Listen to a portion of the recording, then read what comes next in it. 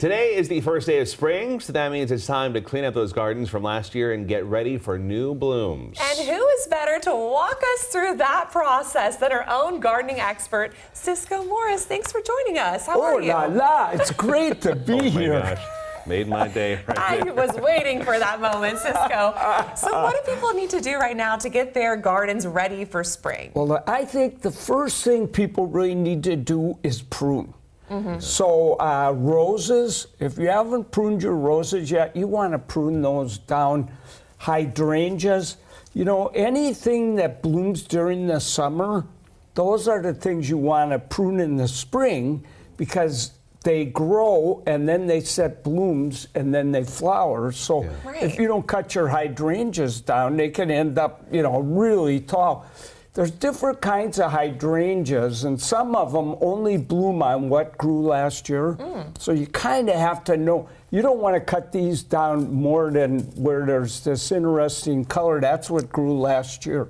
Then these will bloom like mad. But there's other hydrangeas that you can cut right down to the ground practically, and as they grow, they set blooms. So you got to kind of know, you know, but and also when you're pruning, because I noticed the bottom there, because I'm not a pruner, so I don't know what I'm doing.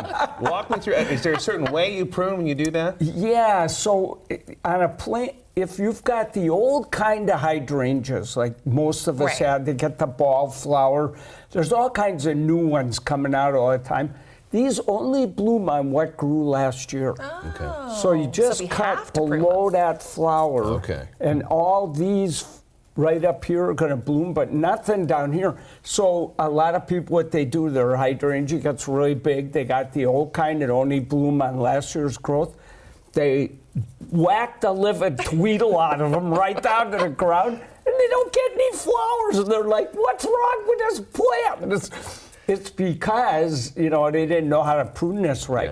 Well, now you do. Yeah, and you know, a lot of the plants, this is called Mexican mock orange. Okay. And this is sunrise. This is such, it's beautiful. Smell these, the leaves. All of this smells delicious. It's so they call it Mexican mock orange because it's in the citrus family and everything, and it smells so good. And it gets this wonderful golden foliage, but it gets really big, starts crowding out all the plants around everything.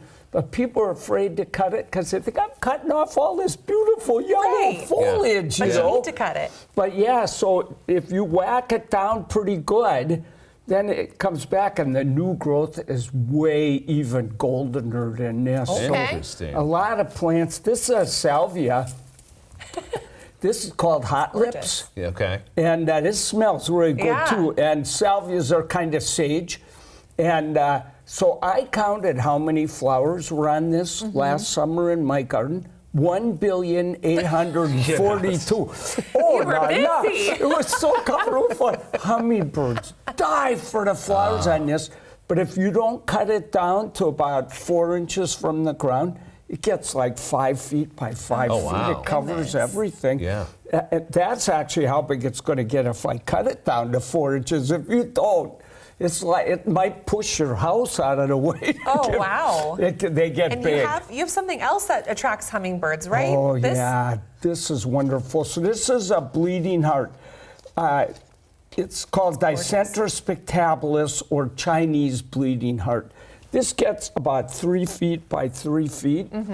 But this blooms right when the rufous hummingbird, we have 2 hummingbirds here, the rufous hummingbird, it goes back down to Mexico and Central America every winter, and then it comes back up. And then we've got the Annis hummingbird, that stays here year-round, which is so exciting now. It's only been doing that since the 1960s. Wow. They used to always go back.